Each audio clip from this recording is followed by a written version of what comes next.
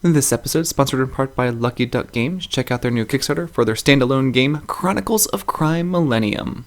Thank you for joining me today at Tantrum House Studio D. I'm Kevin Delp. Congratulations to the winners from my last video. Your names are in the description of this video. A couple of news items with all the craziness that's happening in the world because of COVID-19.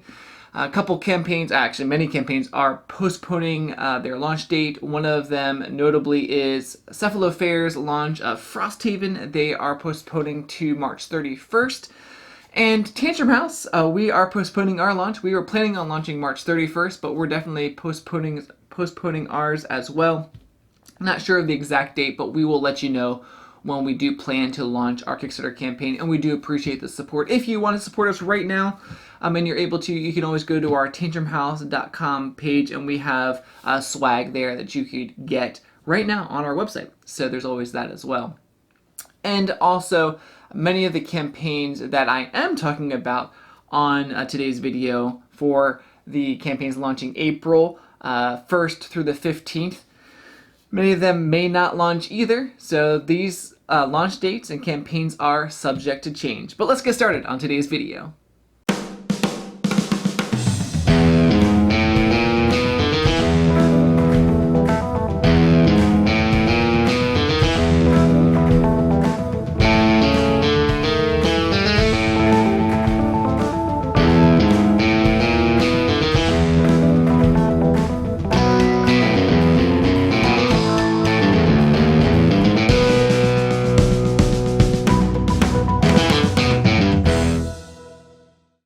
On April 6th, Muddy Boards launches Excavation Earth. This is a game for 1 to 4 players.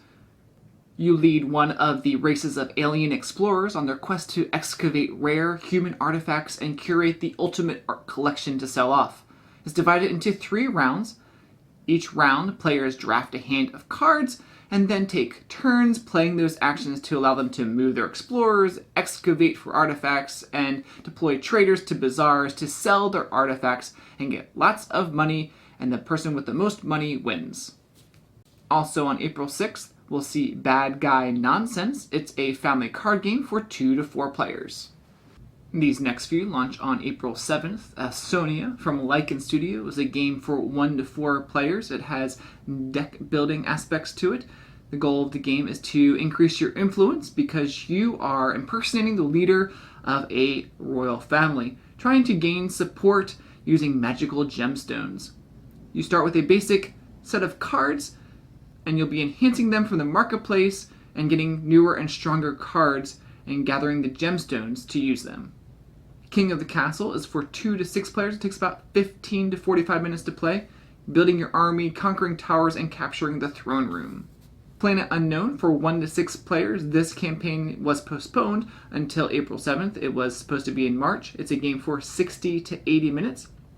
You have a goal of developing the best planet in Planet Unknown. Each round, each player will place 1 dual resource tile on their planet, which is a polyomino shape. Each resource represents the infrastructure needed to support life on the planet, and every tile placement is important to cover your planet efficiently and also to build up your planet's engine.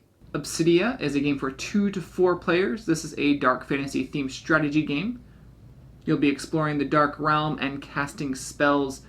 When all of Obsidia's terrain has been discovered, the controlling class with the most towns wins the game. Ratcatcher, this solo adventure, is for 1 player from Platypus Industries. You're a rat catcher, and the objective is to snatch magical cheese and eliminate the rats. And we'll see an expansion to Rurik, Dawn of Kiev. This game is for 1 to 4 players, takes about 1 to 2 hours to play. I don't have that much information about the expansion yet. I'll share information about that on my next video. But this is a Euro-style realm-building game set in the 11th century Eastern European kingdom with a cool auction programming mechanic. These next few launch on April 8th. Grey Fox Games launches Science or Die. They actually are renaming the game, and we don't know what that is yet, but this is a real-time dexterity and spatial co-op game where you first design cures using cards, then literally build those cures using wooden blocks. For All Mankind is a tabletop strategy game where players colonize the solar system and compete for resources in order to become the most powerful stellar empire. Battle of the Boy Bands is an online game show where you connect thematic elements of tabletop games and the world around us. Both our live contestants and you, the audience, will be presented with the series of topics. On April 13th, Vivid launches Caves of Rwenzori, a game for 2 to 5 players. Players take turns placing cave tiles to slow and obstruct their opponents, forcing them to stop or move back through the cave network. The goal of the game is to place all your tiles down and then be able to play the escape tile and win the game. These next few launch on April 14th. Blacklist Games launches a miniatures line called Fantasy Series. It is a set of pre-assembled plastic miniatures intended to be used with any tabletop board game, miniatures game, or role-playing game. From dwarf druids to elven monks, goblins to orcs, skeletons to giants, fantasy gamers will find all they need to represent the heroes, villains, and monsters found in their adventures. There'll be an expansion to Rush MD from Artipia Games. Not that much information about that yet, but I'll get that to you as soon as I find out more information. Then there's an expansion to Cloudspire from Chip Theory Games coming as well. Board Game Circus launches Lost Lights. This is a reimplementation of Cube War, a game for 2 players. Players will be battling their party of diverse animalistic characters to control the region. At the beginning, you're going to be drafting cards and then playing those cards to take actions. On April 15th, Shepherd Kit Incorporated launches Forest Guardians, a game for 2 to 4 players. It takes about 30 to 50 minutes to play. It's a tile placement game where players draw and place tiles of the mountain landscape and natural wonders of Taiwan. A quick shout out to one of our series sponsors, GameFound. They are a free-to-use pledge manager. They really help you after your campaign ends. So check that out if you're a Kickstarter creator. And if you're not a Kickstarter creator, you can go on their website, gamefound.com, and you can do a lot of late pledges for campaigns that may have already ended. So check those out. So some videos that Tantrum House will be doing in April.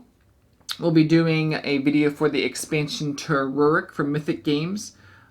A video on Ausonia from Lycan Studio, and Lost Lights, and there might be a couple others that I don't know about as well that may be launching as well on Kickstarter. And another shout out to our other series sponsor, Meeple Realty. They do some really great inserts, so I would recommend checking out a lot of their content and awesome inserts, wooden inserts on meeplerealty.com, thinking inside the box. Thank you for joining me on today's video, and as always, we would love for you to subscribe to Tantrum House, our YouTube channel, like us on Facebook and Twitter, and we appreciate you liking this video too.